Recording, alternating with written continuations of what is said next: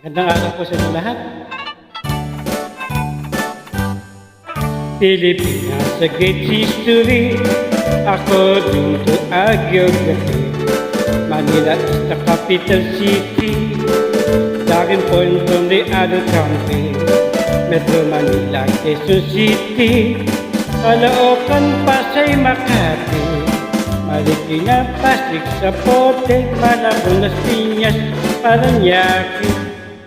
From the north, Batanes, Apari, Ilocos Sur, Ilocos Norte, Isabela, Cagayan Valley, Mountain Province, La Union, Baguio City, Nueva Ecija, Nueva Vizcaya, Tarlac, Pangasinan, Pampanga, Zambales, Bataan, Abra, Bulacan, Cavite, Batangas, Laguna.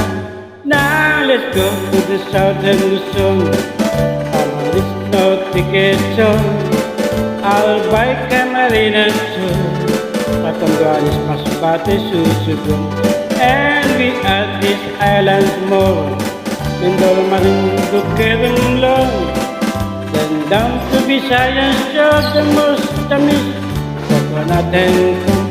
Ay, ay, ay, ay, Cebu, Mactan, Mandawi, ay, ay, ay, ay, ay, Buhos sa Malaysia, ay, ay, ay, ay, ay, Iloilo, Kabsaklan, Antique, Palawan, Negros, Bacolod, City Hall, Dumaguete.